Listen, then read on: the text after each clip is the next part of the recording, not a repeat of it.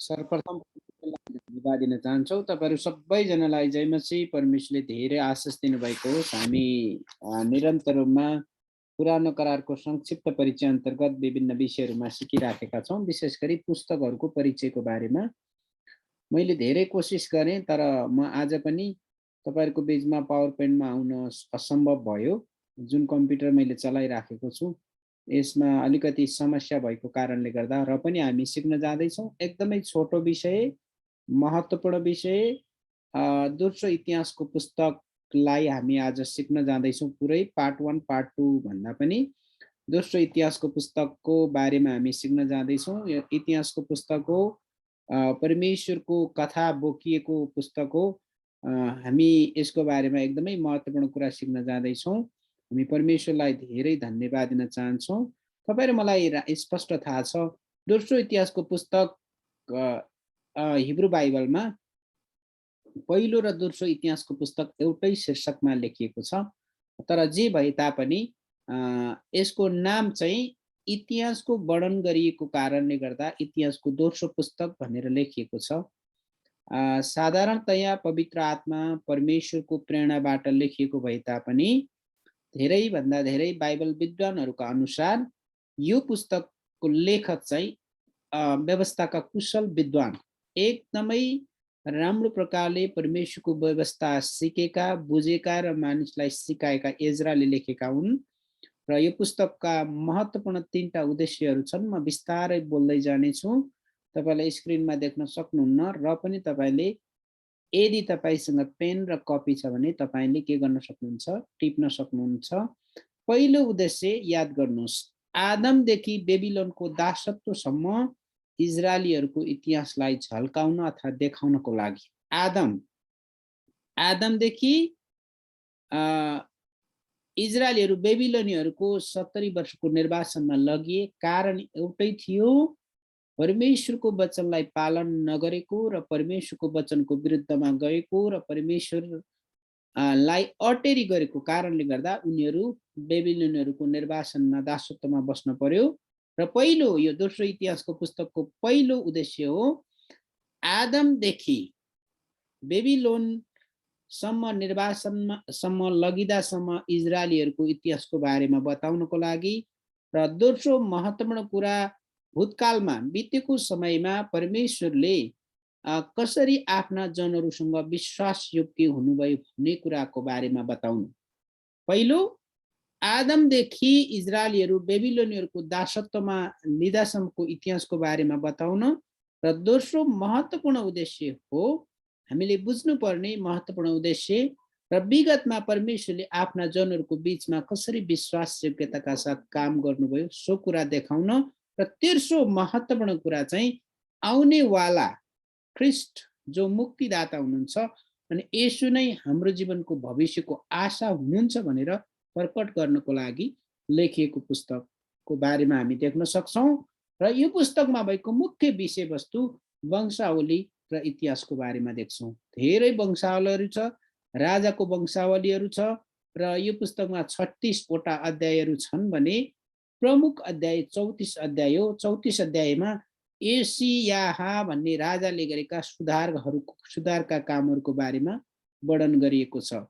र यो दोस्रो इतिहासको पुस्तकमा 822 वटा अध्याय, विशेष गरी 822 वटा पदहरू छन् भने प्रमुख पदहरू 1 को 1, 5 को 1, 7 को 14 अनि 16 को 9, 20 को 20, 36 को 14, 17 र 18। विशेष गरी तपाईहरु हामी धेरै जनालाई थाहा छ, दोस्रो इतिहास 7 को 14 मा मैले मेरो आफ्नै नाउँ दिएको प्रजाले आफूलाई नम्र पारेर मतिर फर्कन्छ र आफ्ना पापहरू स्वीकार गर्छ भने स्वर्गबाट तिनीहरूको प्रार्थना सुन्नेछु र तिनीहरू भएको देशलाई म स्वस्थ पार्नेछु।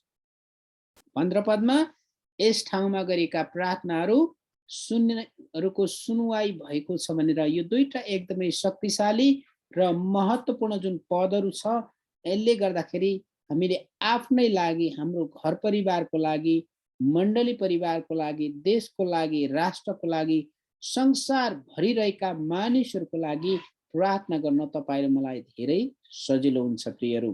त्यसो भए यो पुस्तकमा भएका प्रमुख महत्त्वपूर्ण भवन अथवा मन्दिर 144 पटक दोहोऱ्याएको छ। भवन या मन्दिरको बारेमा यो दोस्रो इतिहासको पुस्तकमा 144 पटक दोहोऱ्याएको छ भने पुजारी भन्ने शब्द 80 पटक दोहोऱ्याइएको छ। यो कुरालाई हेर्दै गर्दा परमप्रभुको भवन या मन्दिर र पुजारीको बीचमा इन्टर रिलेटेड अर्थात् आन्तरिक रूपमा एक आपसमा सम्बन्ध भएको कुराहरू पनि हामी स्पष्ट पाउँछौँ। त्यसो भए प्रमुख विषयहरूको बारेमा हेर्दै गर्दाखेरि दाउदको छोरा सोलोमनको शासनकालको बारेमा वर्णन गरिएको छ। जब दाउदको राजा सोलोमन परमेश्वरको हृदयबाट टाढा नजाँदासम्म, परमेश्वरको आज्ञाकारितामा रहँदासम्म इजरायलीहरूको बीचमा सुवर्ण अवसर थियो। यति धेरै उन्नति र प्रगति भयो, मानिसहरूको शान्ति, व्यवस्था, स्थिरता र समृद्धिको अनुभव चाहिँ इजरायलीहरूले गरेका थिए। र इजरायलीहरूको राज्य, विशेष गरी सोलोमनको ज्ञान र बुद्धिको बारेमा हामीले व्याख्या विश्लेषण गर्ने भने संसारभरिकै सबैभन्दा बुद्धिमानी र धेरै धन सम्पत्ति भएका राजाहरू थिए भन्ने कुरा हामी पाउँछौँ। सोलोमनको सम्पत्तिको वृद्धि, विशाल मन्दिर अनि उहाँको राजमहल अनि र भवनको कारण चारैतिर प्रतिष्ठा, मान, मर्यादा, इज्जत चाहिँ सोलोमनले कमाउनु भएको थियो। कारण परमेश्वरको डर र भय मानेको कारणले गर्दा सोलोमनको सुरुका दिनहरूमा राज्य, परमेश्वरको राज्यमा र इजरायलहरूको बीचमा राज्य गर्दै गर्दा सुरुमा सोलोमन चाहिँ एकदमै परमेश्वरको नजिक हिँड्दै भएका व्यक्ति थिए। र सोलोमनले जुन प्रकारले परमप्रभु परमेश्वरसँग विभिन्न प्रकारको बलिदान चढाउँदै र परमेश्वरमा मनपर्ने जीवन जिएको कारणले गर्दाखेरि परमेश्वरले सोलोमनसँग प्रसन्न भएर अनि सोलोमनलाई म तिम्रो लागि के दिउँ भन्दाखेरि सोलोमनले प्रभु यत्रो राज्यका जनताहरूलाई शासन गर्नुको लागि बुद्धि दिनुहोस् भनेर सोलोमनले भन्छन्। तर बुद्धि मात्र होइन, परमेश्वरले धन सम्पत्ति पनि सोलोमनलाई दिनुभयो। सोलोमनमा प्रियहरू यस्तो प्रकारको ज्ञान र बुद्धि परमेश्वरले हालिदिनु भएको थियो। अनि एकचोटिको कुरा हो, दुईवटा स्त्रीहरू छन् त्यहाँ। दुईवटा स्त्रीहरूको दुईवटा भर्खरै सन्तान जन्मेका छन्, छोरा जन्मेका छन्। एउटा स्त्रीको राति नै सन्तान मरिसकेको हुन्छ। त्यो मरिसकेको जो स्त्री हो अनि त्यो आफ्नो सन्तान मरिसकेको स्त्रीले अर्को जीवित सन्तान भएको स्त्रीको नानीलाई, छोरालाई लिएर आफूसँग राख्छ अनि उनीहरूको बीचमा दुईजना बीच झगडा हुन थाल्छ। झगडा भइसकेपछि एउटा अनौठो प्रकारले राजा सोलोमनले न्याय गरेका छन्। अनि राजा सोलोमनले भन्दैछन्, ओके, तिमीहरू दुईजना मका आऊ र म तिमीहरूको इन्साफ गरिदिनेछु। अनि राजा सोलोमनले भन्छन्, ए तरबार लिएर आऊ, यी दुईजनाले यो मेरो नानी भनेर एकदमै दाबी गरिराखेका छन्। एकजनाले तरबार लिएर आऊ अनि यिनीहरू दुईजना कसैलाई पनि आधा आधा टुक्रा काटेर दिन्छु भन्दाखेरि जसको त्यो नानी हो त्यो सन्तानको आमाले अनि एकदमै माया लागेर होइन प्रभु, होइन महाराज, उसलाई नै दिनुहोस्। त्यसपछि सोलोमनले निर्णय गर्छन्, जसले उसलाई नै दिनुहोस् भन्छन् अनि आखिरी त्यो नानी चाहिँ त्यसैले पाउँछ। बुझ्दै हुनुहुन्छ? यो प्रकारको ज्ञान र बुद्धि अनि परमेश्वरले आज तपाईँ र हामीलाई पनि दिनुहुन्छ। हामीले यति ठुलो, सबभन्दा ठुलो उपलब्धि मन्दिर निर्माण भएको थियो, जुन कुरा 6 अध्यायमा पाउँछौँ। त्यो मन्दिर निर्माण हुनको लागि 40 वर्ष लाग्यो प्रियहरू, किनकि त्यो समयसम्म परमेश्वर पालमा, टेन्टमा बसिराख्नु भएको थियो। अब सोलोमनको राज्यपछि अब परमेश्वर कहिले पनि के गर्नु भएन, पालमा बस्न चाहनु भएन, मन्दिरमा, भवनमा बस्न चाहनु भएन। अहिले तपाईँ र मेरो हृदयमा परमेश्वर वास गर्नुहुन्छ। त्यसपछिका दिनहरूमा कहिले पनि परमेश्वर मन्दिरमा, पालमा अनि विभिन्न स्थानहरूमा बस्न चाहनु भएन। अहिले तपाईँ र मेरो हृदयमा परमेश्वर वास गर्नुहुन्छ। त्यही कारणले 1 कोरिन्थी 6:19 र 20मा, ओ तिमीहरूको शरीर पवित्र आत्माको मन्दिर हो भन्ने कुरा के तिमीहरूलाई थाहा छैन? तिमीहरू आफ्नै होइनौ, तिमीहरू मोल तिरेर किनेका हौ। हामी जीवित परमेश्वरका मन्दिरहरू हौँ, हामीमा परमेश्वर वास गर्नुहुन्छ। सोलोमनको राज्यकालमा यति धेरै इजरायलीहरूको उन्नति प्रगति भयो र पनि एउटै कुरा परमेश्वरले के भन्नुभएको छ? प्रस्थान 20 अध्यायमा, म बाहेक कुनै पनि देवी देवतालाई नमान्नु भने पहिलो आज्ञालाई सोलोमनले तोडेका छन्। कसरी तोड्छन् सोलोमनले? उसले विवाह गरेका विदेशी स्त्रीहरूले ल्याएको मूर्तिहरूको कारण मूर्ति पूजा गर्न बाध्य हुन्छन्, जसको कारणले गर्दा सोलोमन अर्ध हृदयका आधा हृदय भएका व्यक्तिहरूको रूपमा चिनिन्छन्। किनकि सुरुमा पूर्ण हृदय थियो, तर स्त्री मोह भएको व्यक्ति 700वटा पत्नी र 300वटा उपपत्नी भएको स्त्री मोह भएको व्यक्ति भएको कारणले गर्दा उसको जीवनको उत्तरार्धमा अर्धहीन व्यक्ति बन्न पुग्यो। हृदय नभएको व्यक्ति साउलको अन्त पीडा र दर्दनाक भयो। परमेश्वरको हृदय भएको व्यक्ति दाउद गल्ती गरे पनि साँचो पश्चाताप गरे र सोलोमन चाहिँ आधा हृदयको व्यक्ति बन्न पुगे। र दोस्रो पहिलो विषय हामी सोलोमनको शासनकालको बारेमा हेर्दै गर्दा सोलोमनले यदि शक्तिशाली प्रकारले शासन गर्नुभयो, तर उसको जीवनको उत्तरार्धमा अब जीवनको अन्तिम घडीमा चाहिँ विदेशी स्त्रीहरूले ल्याएको मूर्ति पूजाको कारणले गर्दाखेरि ऊ चाहिँ परमेश्वरको मा स्वीकार योग्य व्यक्ति बन्न सकेन। प्रियहरू, त्यही कारणले गर्दा नयाँ करारमा आज हामीले हेर्दै जाँदै भने आत्मामा सुरु भएर शरीरमा नष्ट भयो भने तपाईँ र मलाई के फाइदा? संसारै हात पारेर आत्मालाई गुमायो भने के फाइदा? त्यही कारणले दैनिक जीवनमा तपाईँ र मेरो जीवनमा आत्मा र शरीरको लडाई भइ नै रहन्छ। आत्मा र शरीरको लडाई नै रहन्छ। यो लडाई तपाईँ हामी आफैले जित्न सक्दैनौँ। अनि परमेश्वरसँग हामीले भन्नुपर्छ, प्रभु हामी तपाईँका सन्तान र छोराछोरीहरू हौ। त्यही कारणले गर्दाखेरि आज तपाईँले हामीलाई तपाईँको निगाह र कृपालु हात राखिदिनुहोस्। हामीलाई तपाईँले सहायता र मद्दत गर्नुहोस्, अनुग्रह गर्नुहोस् भनेर हाम्रो सहायताको चौतारी परमेश्वर हुनुहुन्छ। उहाँको चरणमा तपाईँ र हामी जानुपर्छ।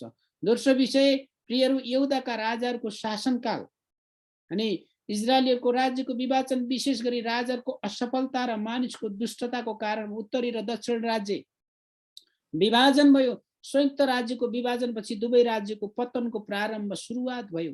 मानिसहरू परमेश्वरलाई छोडेर आफ्नै इच्छामा जिउन थाले। अशान्ति, अव्यवस्था, पीडा, गाह्रो। परमेश्वरको राज्यको महिमा र जोगाएर राख्ने व्यक्ति कतिजना राम्रो असल राजाहरू पनि हुनुहुन्थ्यो, तर चाहिँ उनीहरूले जोगाएर राख्न सकेनन्। 70% भन्दा बढी यहुदाका राजाहरूको असल विवरण पाइन्छ। यहुदामा, बुझ्दै हुनुहुन्छ? यहुदामा माफ गर्नुहोस्, 70% भन्दा बढी राजाहरूले यहुदामा असल प्रकारले के गरे? राज्य गरेका छन्। तर 30% दुष्ट राजाहरूको शासनकाल भएको कारणले गर्दाखेरि मानिससँग इमान्दार र आज्ञाकारी भएर जीवन बिताउन जब परमेश्वरले उनीहरूलाई भरपूर मात्रामा आशिष दिनुभयो, तब तिनीहरू परमेश्वरदेखि टाढा हुन्थे। अनौठो कुरा हेर्नुहोस् प्रियहरू, उनीहरू पश्चाताप गर्थे, परमेश्वरको चरणमा जान्थे, परमेश्वरको भरपूर आशिष उनीहरूकोमा आउँथ्यो। त्यसपछि फेरि इजरायलीहरू परमेश्वरबाट टाढा हुन्थे।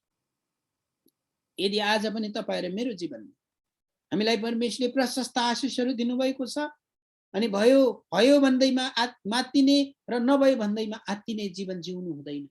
हामी हमेशा प्रशस्त परमेश्वरले हामीलाई आशिष दिनुभयो भने पनि धन्यवाद दिनुपर्छ। हामीसँग भएन भने पनि सङ्घर्ष गर्दै अगाडि बढ्दै परमेश्वरमा धन्यवादीको जीवन जिउनुपर्छ प्रियहरू। त्यही कारणले गर्दाखेरि हामीले बुझ्नुपर्ने इजरायलीहरू जस्तो तपाईँ र हामी बन्न आवश्यक छैन, बन्नु पनि हुँदैन। जब इजरायलीहरूले प्रार्थना गर्दै आँसु बहाउँथे, रुन्थे, परमेश्वरले उनीहरूको चित्कार सुन्नुहुन्थ्यो। जब उनीहरूलाई राम्रो असल हुन्थ्यो, त्यसपछि उनीहरूले के गर्थे? फेरि परमेश्वरलाई के गर्थे? बिर्सिन्थे र आफ्नै इच्छामा चल्थे। अनि त्यसपछि सुरुवात हुन्थ्यो, हो के गरिस् मङ्गलले आफ्नै ढङ्गले। त्यसैले जीवनमा धेरै यस्ता कुराहरू छन्। रोमीको पुस्तक 7 अध्यायको 19 र 20ले भन्छ, हामी जे गर्न चाहन्छौँ त्यो गर्न सक्दैनौँ। जे गर्नुपर्ने हो त्यो, जे नगर्नुपर्ने त्यो पहिला नै गरी पठाउँछौँ। यसको एउटै मात्र कारण हो हामी भित्र रहेको लुकेर रहेको पाप।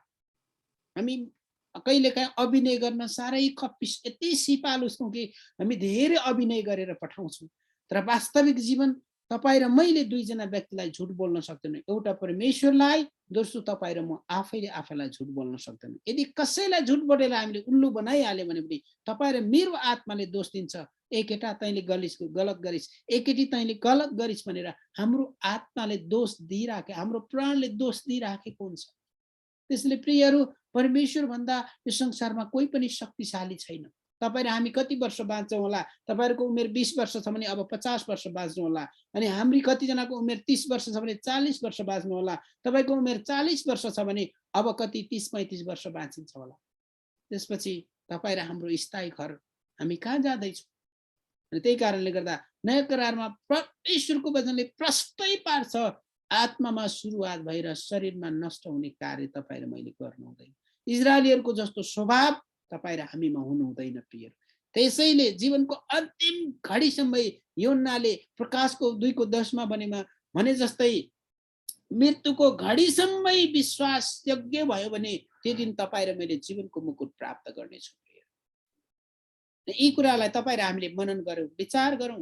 अनि परमेश्वरले आदमदेखि अनि के अरे इजरायलीहरू दासत्वमा बेबिलोनहरूको कब्जामा जाँदासम्मको जुन यो दोस्रो इतिहासको पुस्तकमा हेर्दै गर्दाखेरि अनि विगतमा परमेश्वरले हाम्रो बिचमा कति महान र विश्वासयोग्य काम गर्नुभयो, त्यसको लागि धन्यवाद दिन र आउने अब हाम्रो जीवित आशा येशू ख्रीष्ट त्यतिखेरको अवस्था। अब अहिले त येशू ख्रीष्ट आएर पनि स्वर्गमा परमेश्वर पिताको दाहिने बाहुलीमा विराज गर्नुहुन्थ्यो। त्यतिखेरको अवस्था अब भविष्यमा येशू आउनुहुनेछ। येशू संसारको पापलाई उठाइलने परमेश्वरको थुमा हुनुहुन्छ भनेर यो कुरा प्रकट गर्नको लागि, देखाउनको लागि पनि राजा के अरे इतिहासको दोस्रो पुस्तक एकदमै महत्त्वपूर्ण छ। दोस्रो इतिहासको पुस्तकको रूपरेखालाई हेर्दाखेरि 1 अध्यायको 1 देखि 17 मा अनि सोलोमनको राज्यको वृद्धि र सम्पत्ति प्रशस्त भएको, 1 अध्यायको 1 देखि 17 सोलोमनको राज्य र सम्पत्ति वृद्धि भएको कुराहरू हामी पाउँछौँ। 2 अध्यायको 1 अनि देखि 7 अध्यायको 22 सम्म मन्दिरको निर्माण र समर्पण भएको कुरा हामी पाउँछौँ। 2 अध्यायको 1 देखि 7 अध्यायको 22 सम्म मन्दिरको निर्माण र समर्पण भएको, 8 अध्यायको 1 देखि 9 अध्यायको 31 सम्म सोलोमनले अन्य कार्य गरेका, विभिन्न कार्यहरू गरेका र सोलोमनको मृत्युको घटना हामी पाउँछौँ। र अन्त्यमा दोस्रो इतिहास 10 अध्यायको 1 देखि 36 अध्यायको 23 सम्म यहुदाका राजाहरूको इतिहासको बारेमा हामी पढन पाउँछौँ। र प्रियहरू, निचोडमा आउँदै गर्दाखेरि परमेश्वरसँग विश्वास योग्य भइरह्यो भने परमेश्वरले आशीर्वाद भलाइ र तपाईँ र मलाई विजय दिनुहुन्छ। दोस्रो इतिहासको पुस्तकको निचोडमा आउँदै गर्दाखेरि यदि तपाईँ र हामी जीवनको अन्तिम घडीसम्म विश्वासयोग्य भयो भने परमेश्वरले हामीलाई आशीर्वाद भलाइ र विजय निश्चय दिनुहुन्छ।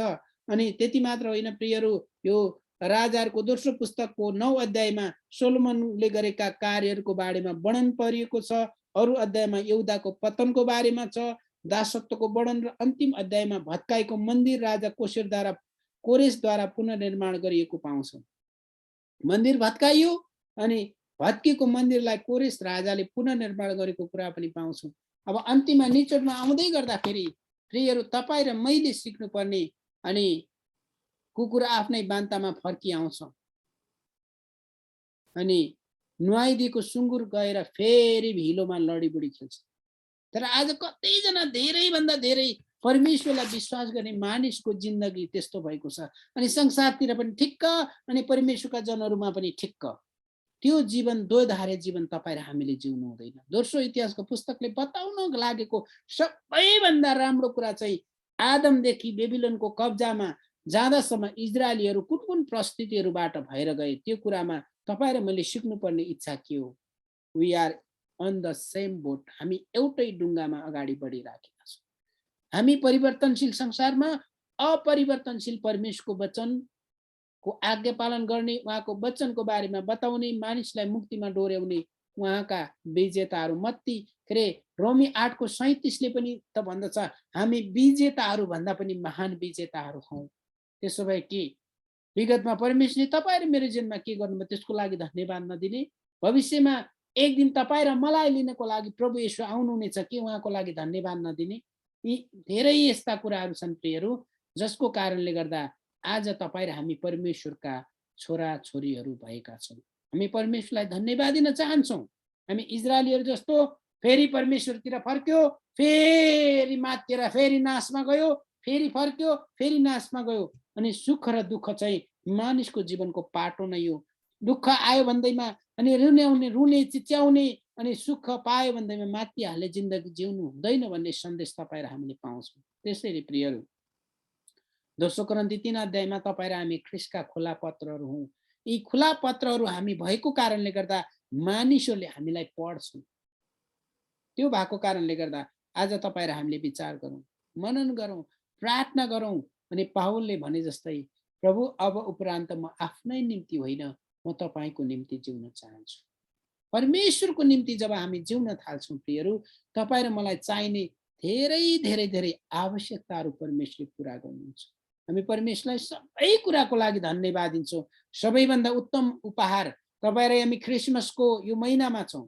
यो महिना ठुलो कुरा होइन, 25 डिसेम्बर ठुलो कुरा होइन, तर ख्रिस्ट येशू तपाईँ र मेरो जीवनमा सबैभन्दा ठुलो र महान हुनुहुन्छ। त्यही कारणले गर्दा अब 25 डिसेम्बर क्रिसमस जुन डिसेम्बर महिनाको कुरा गर्दै गर्दा के साँच्चीकै तपाईँ र मेरो हृदयमा ख्रिस्ट येशू जन्मिनु भएको छ? कि इजरायलीहरू जस्तै क्रिसमस आउँदा रमाइलो गर्ने, फेरि डिसेम्बर कट्यो, जनवरी कट्यो, फेब्रुअरी मार्च आयो फेरि नुन खाएको कुखुरा जस्तै झोक्राएर बस्ने जिन्दगी त छैन हाम्रो। 24 आवर 7 डेज 24 आवर 365 दिन नै हामी परमेश्वरका छोराछोरीहरू हौँ, किनकि हाम्रो परमेश्वर जीवित हुनुहुन्छ प्रियहरू। त्यो भएको कारणले गर्दा जीवनका सबै अवस्थाहरूमा परमेश्वरलाई धन्यवाद दिँदै निरन्तर रूपमा हामी अघि बढी नै रहन पर्छ। आउनुहोस् हामी प्रार्थना गरौँ। परमेश्वर पिता, हामी तपाईँलाई आजको समयको लागि, तपाईँको प्रेमको लागि, तपाईँको अनुग्रह र कृपाको लागि हामी धन्यवाद दिन्छौँ। दोस्रो इतिहासको पुस्तकबाट हामीले सिक्दै गरेको कुरा चाहिँ प्रभु, हामी कहिले पनि तपाईँले विगतमा हाम्रो जीवनमा गर्नुभएका महान कार्यहरू हामी बिर्सन सक्दैनौँ प्रभु। तपाईँ जो भविष्यको एउटा आशा हुनुहुन्छ, एक दिन हामी धुलोमा मिलेर गए तापनि, माटोमा मिलेर गए तापनि प्रभु एक दिन हामीलाई लिनको लागि आउनुहुनेछ। हामी तपाईँले गर्नुभएको महान कामहरूको लागि हामी तपाईँ परमेश्वरलाई धेरै धन्यवाद जनाउँदछौँ। आजको संगतिको लागि तपाईँ परमेश्वरलाई धन्यवाद दिन्छौँ। तपाईँको महिमा, प्रशंसा, आदर, इज्जत भएको धन्यवाद दिन्छौँ सबै कुराको लागि, येशू प्रभुको नाउँमा, आमेन। हुन्छ, तपाईँहरू सबैजनालाई जय मसीह। बाँकी समय सञ्चालिका प्रभुको छोरीले लिनुहुनेछ।